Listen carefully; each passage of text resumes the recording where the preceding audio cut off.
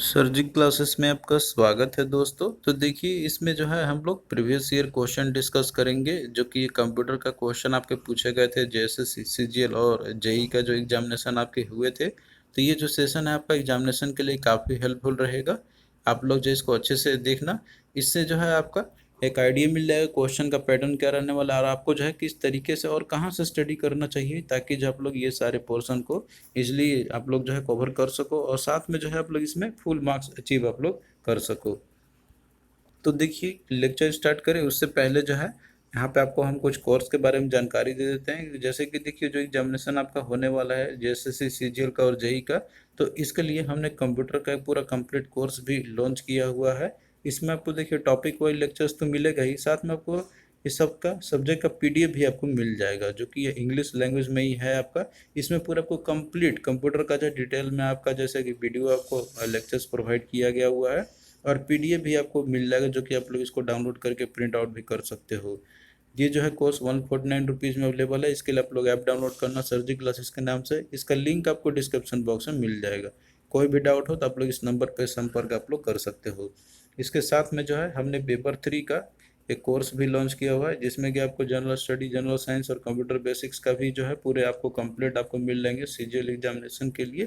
इसका जो है हमने 399 रुपये, देखिए वही सेम प्रोसीजर है, आपको ऐप डाउनलोड करना होगा, उससे जो है आप लोग अच्छे से प्रिपरेशन अपना कर सकते हो। इसमें टॉपिक वाइज लेक्चर्स मिलेंगे, सभी का पीडीएफ भी आपको मिल जाएगा। इसके साथ में हिंदी इंग्लिश का भी हमने लॉन्च किया हुआ है और आप लोग पीडीएफ भी बाई कर सकते हो अलग से, जिनको सिर्फ पीडीएफ से तैयारी करना हो तो उसके लिए भी जो है हमने पूरा कंप्लीट सॉल्यूशन दिया हुआ है यहाँ पे। तो ये सारा चीज़ जो है आपको मिल जाएगा लिंक डिस्क्रिप्शन बॉक्स में। तो आइए हम लोग यहाँ पे क्वेश्चन डिस्कस करते हैं। तो यहाँ पे देखिए क्वेश्चन है आपका कि मैच द कॉलम्स, तो आपको यहाँ पे मैच करनी है। तो देखिए दिया हुआ है second generation, third generation, fourth generation. तो यहाँ पे देखिए कौन से जनरेशन में जो है कौन से कंपोनेंट यूज़ किए गए थे, तो ये आपको ऐसे मैच करने होंगे।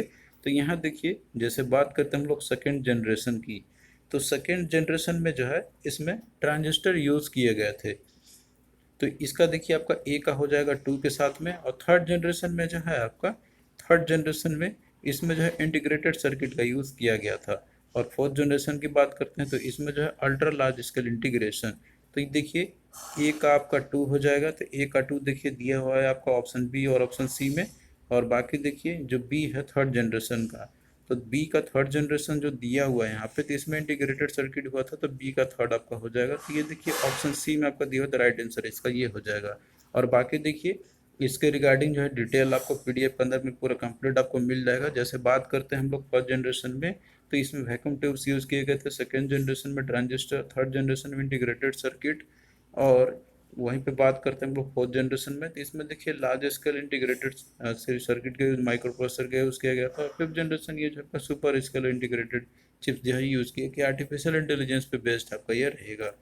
और बाकी देखिए इन सब में जैसे कि आपका ये भी क्वेश्चन आपका पूछा जाता है कि जैसे इसके फीचर्स क्या होते हैं, फर्स्ट सेकेंड थर्ड जनरेशन का एप्लीकेशंस कहाँ कहाँ पे इसके किए गए हैं, और इसमें जो है स्टोरेज डिवाइस क्या यूज़ किए गए थे। तो ये पूरा कंप्लीट जो है आपको पीडीएफ के अंदर में आपको ये सारा चीज़ आपको मिल जाएगा। इससे आप लोग जो है पूरा अच्छे से प्रिपरेशन आप लोग अपना कर सकते हो। और क्लास में भी जो है हमने वीडियो में इसको इन सबको अच्छे से डिस्कस किया हुआ है। तो अच्छे प्रिपरेशन के लिए आप लोग जो है और पीडीएफ को बाय कर सकते हो आप लोग, या फिर कोर्स में लोड होकर आप लोग जो है इन सभी जानकारी को अच्छे से अपना जो है कवर कर सकते हो। नेक्स्ट देखिए यहाँ पे जो है क्वेश्चन आपका दिया हुआ है कि identify whether the given statement are true और फॉल्स। तो आपको स्टेटमेंट बताना है कि ट्रू या फिर फॉल्स है। तो इसमें देखिए दिया हुआ है कि the development of the integrated circuit was the hall mark of the third generation of computer. यानी कि जो थर्ड जनरेशन जो कंप्यूटर था उसमें इंटीग्रेटेड सर्किट का डेवलपमेंट हुआ था। तो ये देखिए जो स्टेटमेंट आपका सही है, क्योंकि थर्ड जनरेशन में जो इंटीग्रेटेड सर्किट का ही यूज़ किया गया था, तो ये जो स्टेटमेंट आपका सही है। तो वन वाला आपका ट्रू होगा, तो ट्रू वाला देखिए दो ही में है, तो ये दो अब तो ऑप्शन एलिमिनेट आप लोग कर सकते हो। अगला देखिए दिया हुआ है कि the microprocessor brought the fourth generation of computer. तो देखिए फोर्थ जनरेशन में जो है माइक्रो प्रोसेसर ही यूज़ किए गए थे, तो ये भी आपका सही है। तो टू वाला भी आपका सही हो जाएगा। तो ट्रू देखिए टू आपका ऑप्शन ए में ही दिया हुआ है, इसमें फॉल्स दिया हुआ है, तो आपका ऑप्शन ए करेक्ट हो जाएगा। तो यहाँ पे देखिए जनरेशन से क्वेश्चन आपके पूछे गए हुए हैं बराबर। तो आप लोग जो है इसको अच्छे से कवर करना, आपका जो है ये पूरा दिया हुआ पीडीएफ के अंदर में आप लोग उससे अपना प्रिपरेशन कर सकते हो। नेक्स्ट देखिए इसमें एक और क्वेश्चन आपका इसी से रिलेटेड पूछा गया था कि the dash brought the fourth generation of computer, thousands of integrated circuits were built onto a single silicon chips। तो देखिए फोर्थ जनरेशन कंप्यूटर के अंदर में जो है जैसे कि उसमें क्या यूज़ किया गया था, माइक्रो प्रोसेसर यूज़ किए गए थे। तो देखिए किस में आपका दिया हुआ है, तो यहाँ पे दिया हुआ है ऑप्शन सी में माइक्रो प्रोसेसर। तो यही जो है फोर्थ जनरेशन कंप्यूटर का है आपका, जो कि एक सिंगल सिलिकॉन चिप्स में जो है थाउजेंड्स ऑफ इंटीग्रेटेड सर्किट जो है बिल्ड किए गए थे। तो इसमें देखिए क्या होगा, ऑप्शन सी सही हो जाएगा। और बाकी देखिए माइक्रो कंट्रोलर का यूज़ तो किया जाता है, प्रोसेसर तो ये तो है नहीं आंसर आपका, सेमी कंट्रोलर ये भी नहीं होगा, तो क्या होगा, ऑप्शन थ्री हो जाएगा। तो यहाँ पे देखिए काफ़ी इंपॉर्टेंट टॉपिक है आपका जनरेशन ऑफ कंप्यूटर का, तो इसका डिटेल से आप लोग जो है कवर करना। नेक्स्ट देखिए क्वेश्चन है आपका जो पूछा गया था कि on what was the first generation of computer based, यानी कि जो फर्स्ट जनरेशन कंप्यूटर है तो वो किस चीज़ पे बेस्ड था। तो देखिए ये चीज़ हमने आपको बताया भी था पहले भी, कि जो आपका टॉपिक हमने दिखाया था वहाँ पे। तो जो फर्स्ट जनरेशन कंप्यूटर है तो वो जो है वैक्यूम ट्यूब्स पे बेस्ड था आपका। तो फर्स्ट जनरेशन कंप्यूटर क्या होगा, इसका आंसर जो सी आपका हो जाएगा। और बाकी देखिए जो इंटीग्रेटेड सर्किट है थर्ड जनरेशन का आपका, ट्रांजिस्टर ट्यूब जो है आपका, तो ये जो है फर्स्ट ये सेकंड जनरेशन का आपका हो जाएगा। और VLSI micro processor fourth generation का आपका ये हो जाएगा। तो ये सारा चीज़ कम्प्लीटली आप लोग अच्छे से कवर करना है। यहाँ पे फिगर में देखिए किस तरीके से वैक्यूम ट्यूब्स होते हैं, तो ये भी हमने दिखाया हुआ है। नेक्स्ट देखिए दिया हुआ है the third generation of computer based on, third generation computer तो किस पे बेस्ड था, तो ये जो इंटीग्रेटेड सर्किट पे था, तो क्या होगा, बी राइट आंसर हो जाएगा। अगला देखिए दिया हुआ है how many generation of computer are available. तो कंप्यूटर जनरेशन के कितने अवेलेबल है, तो इसका देखिए टोटल 5 आपका हो जाएगा, अप टू 5। हमने आपको यहाँ पे दिखाया भी था, आप लोग अगेन यहाँ पे देख सकते हो कि जैसे कि फिफ्थ जनरेशन जो कंप्यूटर है आपका, तो ये जो है पूरी तरीके से ये आर्टिफिशियल इंटेलिजेंस पे बेस्ड रहेगा, जिसमें कि ultra large scale integration technology और पैरेलल प्रोसेसिंग मेथड का जो है यूज इसके अंदर में किए जाएंगे। तो ये जो है फ्यूचर जनरेशन भी बुलाता है फिफ्थ जनरेशन ऑफ कंप्यूटर को। तो ये सारा देखिए जनरेशन ऑफ कंप्यूटर से आपके बहुत सारे क्वेश्चन आपके पूछे गए थे, तो ये टॉपिक काफ़ी इंपॉर्टेंट है। ये जो चीज़ हमने डिटेल में भी दिया हुआ है इसके अंदर में, आप लोग सभी चीज़ को अच्छे से कवर करना। नेक्स्ट देखिए दिया हुआ क्वेश्चन आपका यहाँ पे कि who design the first electronic computer ENIAC, यानी कि किसने जो है फर्स्ट इलेक्ट्रॉनिक कंप्यूटर ENIAC को डिज़ाइन किया था। तो देखिए यहाँ पे जो दिया हुआ है ENIAC, सबसे पहले तो आप लोग इसका फुल फॉर्म जानो कि ये क्या होता है। तो ये जो है electronic numerical integrator and computer, तो ये इसका फुल फॉर्म होता है। तो ये देखिए जो इन्वेंशन किया गया था ये क्रेडिट दिया जाता है ENIAC का। तो ये जो है जे प्रेस्पर एकर्ट और साथ में है जॉन मकेल, इन्होंने किया था 1946 में। तो और ये जो है आप लोग ईयर वाइज भी देख के बता सकते हो कि ये कौन सा जनरेशन का है। तो देखिए ये सारा भी इंपॉर्टेंट आपका रहता है। हालांकि इसका जो आंसर आपका जैसे कि प्रॉस्पर एकर्ट और जॉन मैकली आपका हो जाएगा इसका आंसर, तो ऑप्शन सी इसका करेक्ट है आपका। लेकिन आपको देखिए ये सब जो चीज़ है ये भी बताना है कि कौन सा जनरेशन का पाया था। तो देखिए ENIAC का अगर आप लोग देखोगे यहाँ पे जो लिस्ट है हमने आपको जो दिया हुआ है PDF के अंदर में, तो आप लोग यहाँ से भी देख के जो है बता सकते हो। तो ये जो है आपका फर्स्ट जनरेशन ऑफ कंप्यूटर का आपका है ये ENIAC और यूनिवैक, ये भी दो एग्जाम्पल आपके हैं। इसी तरीके से आपको जो है सभी का याद रखना होगा कि ये कौन सा जनरेशन से आपका आया हुआ है। और ड्यूरेशन ईयर वाइज भी देख सकते हो, फर्स्ट जनरेशन का 1940 से 56 के बीच में था। तो ये ईयर भी अगर आपका याद रहेगा तो इससे भी आप लोग बता सकते हो। हालांकि ईयर भी आपसे पूछा था एग्जाम में, तो ये भी इम्पोर्टेंट है, ईयर वाला भी आप लोग याद रख लेना, क्योंकि वो जो है एग्जाम में आपसे पूछे ही जाएंगे। तो इस तरीके से देखिए क्या होगा इसका, इन्होंने जो डेवलप किया था प्रॉस्पर एकर्ट और साथ में जॉन मैकेली का, तो ये सी इसका राइट आंसर आपका हो जाएगा। तो इसमें देखिए फुल फॉर्म भी इम्पोर्टेंट आपका रहता है, जो भी ये रहते हैं शॉर्ट फॉर्म में उन सब का जो है आपको फुल फॉर्म याद रखना होगा, क्योंकि वो जो है एग्जामिनेशन के लिए काफ़ी इम्पोर्टेंट आपका होता है वो। नेक्स्ट देखिए क्वेश्चन है कि which of the following statement is false. तो आपको जो है इसमें से फॉल्स स्टेटमेंट को बताना है कि कौन सा होगा। तो पहले आपको यहाँ पे हर एक स्टेटमेंट को देखना होगा और आपको जो है पूरा कंप्लीट आपको बेसिक्स पता होना चाहिए, तो ही जो है आप लोग इसका आंसर बता सकते हो। तो यहाँ पे देखिए दिया हुआ है कि an input device sends information to a computer system for processing. तो देखिए ये जो है आपको दिया हुआ जो स्टेटमेंट है ये भी सही है, कि जो इनपुट डिवाइस जो होते हैं तो ये जो है इंफॉर्मेशन सेंड करता है कंप्यूटर सिस्टम को प्रोसेसिंग के लिए। नेक्स्ट देखिए दिया हुआ है कैन आउटपुट डिवाइस रिप्रोड्यूसेस और display the result after processing the data.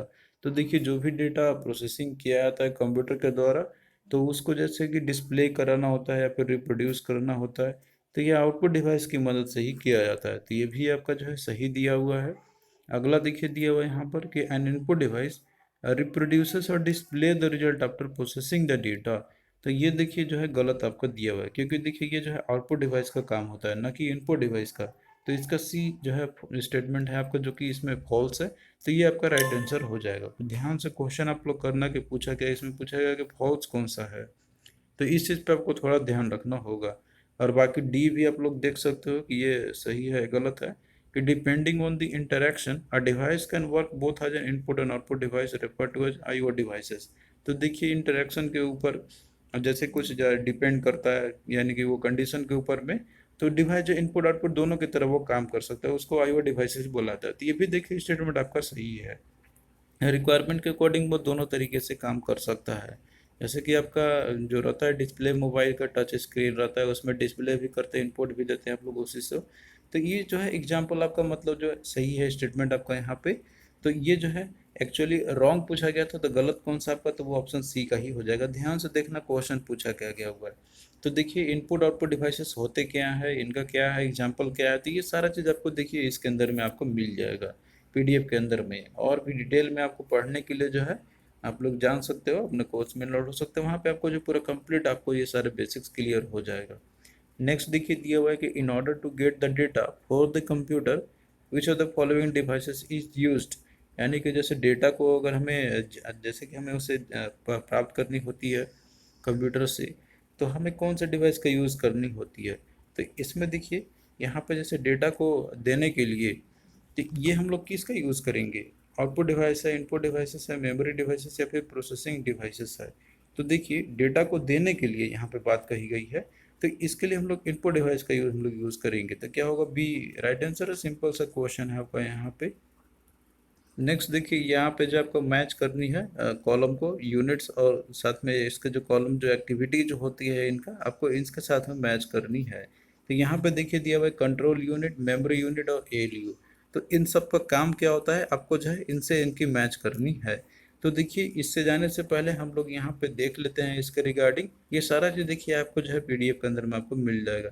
तो देखिए जो सेंट्रल प्रोसेसिंग यूनिट है, तो ये जो है आपका एक इम्पॉर्टेंट कंपोनेंट होता है कंप्यूटर का। इसके अंदर में जो है तीन मेजर चीज़ होते हैं, जिसमें अंदर में आपका जो है रजिस्टर होते हैं, अर्थमेटिक लॉजिक यूनिट होते हैं, और कंट्रोल यूनिट सर्किट आपके होते हैं इसके अंदर में। यानी कि रजिस्टर, एएलयू और सीयू, कंट्रोल यूनिट। तो इसका जो प्राइमरी फंक्शन होता है सीपीयू का, तो ये जो है इंस्ट्रक्शंस देता है, ये ट्रांसफ़र करता है। और साथ में जैसे कि आपका मेन मेमोरी से रजिस्टर में, रजिस्टर से मेमोरी में, ये सारे जो है इस तरीके से आपके होते हैं। इसके इसके साथ में जो है आपका ये इंस्ट्रक्शन को एग्जीक्यूट भी करता है। तो इसके अंदर मेनली जो है काम रहता है आपका इंफॉर्मेशन को, जैसे कि यहाँ पे इनका मेन होता है कि एग्जीक्यूट कराना।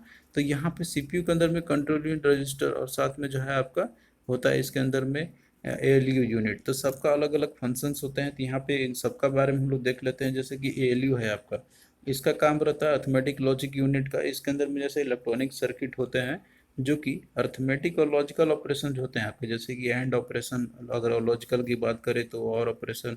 मैथमेटिक में आपका एडिशन, सब्ट्रैक्शन, मल्टीप्लिकेशन जो भी होते हैं, तो ये सारा चीज़ जो है एएलयू के द्वारा किया जाता है आपका। तो ये आपका एएलयू का हो गया। और वही रजिस्टर की बात करते हैं, तो देखिए रजिस्टर जो है आपका, तो ये एक स्पेशल पर्पस होते हैं। और साथ में high speed temporary memory units भी ये होते हैं। यानी कि जो भी इंफॉर्मेशन जो सीपीयू जिस पे कि वो काम करता है कंप्यूटर चलाते समय, जैसे कि अब कंप्यूटर आप ऑपरेट करते हो, जिस समय जो एक्टिविटी करते हो, तो उस समय का जो इंफॉर्मेशन जो होता है ना, तो वो रजिस्टर में स्टोर रहता है, ना कि आपका जो मेमोरी आपका होता है उसमें। क्योंकि उस समय जो है रजिस्टर वो एक्टिव रहता है, उसके अंदर में सारा जो है स्टोर्ड रहते हैं। तो रजिस्टर का आपने देख लिया यहाँ पे। तो रजिस्टर देखिए बहुत सारे आपके होते हैं।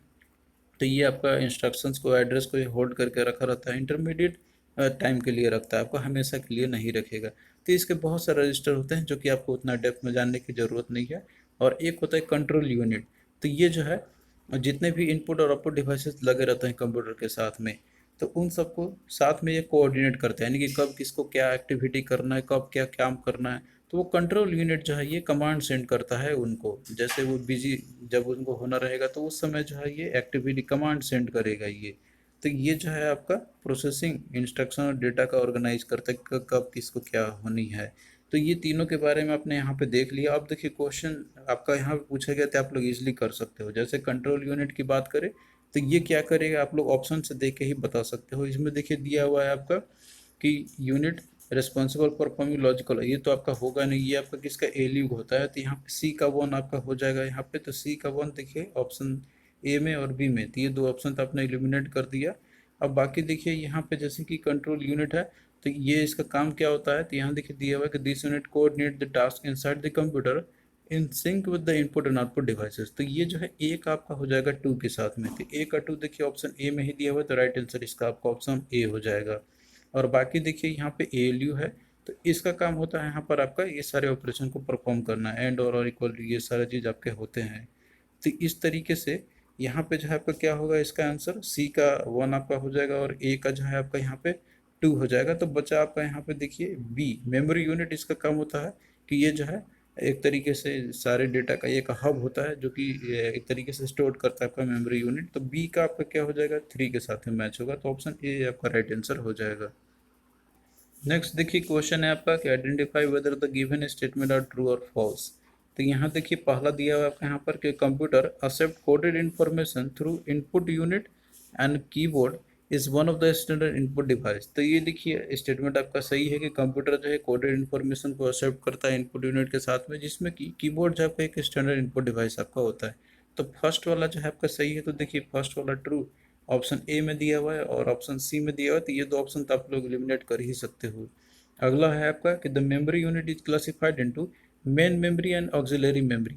तो देखिए ये भी स्टेटमेंट आपका सही है कि जो मेमोरी यूनिट होता है इसको हम लोग जो है मेन मेमोरी और ऑक्सिलरी मेमोरी में भी इसको हम लोग क्लासीफाई करते हैं। तो ये ऑक्सिलरी मेमोरी को सेकेंडरी मेमोरी भी बोला जाता है, तो ये भी स्टेटमेंट आपका सही है। तो ये सारा देखिए डिटेल हमने बताया भी है क्लास में, आप लोग उससे इजीली देख सकते हो, और PDF में आपको सारे कंटेंट आपको मिलेंगे, एक भी क्वेश्चन आपको बाहर नहीं देखने को मिलेगा अगर आप लोग प्रीवियस ईयर क्वेश्चन देखोगे तो टू भी आपका सही है, तो ऑप्शन आपका देखिए यही हो जाएगा, इसमें टू फॉल्स आपका दिया हुआ है। तो ऑप्शन से भी एलिमिनेट आप लोग कर सकते हैं यहाँ पे। आपको जैसे कि इसमें दिया हुआ कंट्रोल यूनिट कोऑर्डिनेट एक्टिविटी, तो ये भी सही है आपका, तो ऑप्शन थ्री भी आपका सही हो जाएगा। और जैसा कि हमने मेमोरी यूनिट के बारे में आपको बताया था कि जैसे ये जो है आपका एक प्राइमरी यूनिट और दूसरा होता है इसका सेकेंडरी मेमोरी होता है आपका।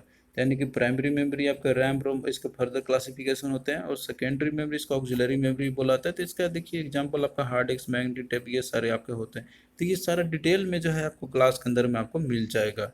तो अगर आप लोग इतना कर लेते हो, जो भी हमें आपको पढ़ाया हुआ जो कंटेंट दिया हुआ है, तो आपका देखिए क्वेश्चन एग्जामिनेशन में नहीं छूटेगा, आप लोग अगर अच्छे से कवर करके जाते हो तो थैंक यू दोस्तों। इसी तरीके से आगे भी जो है हम लोग प्रीवियस ईयर क्वेश्चन का जो सीरीज है आपके लिए लाते रहेंगे। तो आप लोग से रिक्वेस्ट है कि आप लोग वीडियो को शेयर करो ताकि हमें मोटिवेशन मिले। और देखिए कोई भी आपका जैसे डाउट होता है या फिर आप लोग कोई प्रॉब्लम आती है कोर्स से रिलेटेड या PDF से रिलेटेड, तो आप लोग कमेंट करना, और या तो फिर आप लोग मेरे दिए गए व्हाट्सएप नंबर पे भी आप लोग संपर्क कर सकते हो। आपको कोई भी क्वेरी हो तो आपका तुरंत ही रिजोल्यूशन आपका हो जाएगा। तो चलिए मिलते हैं फिर नेक्स्ट वीडियो में।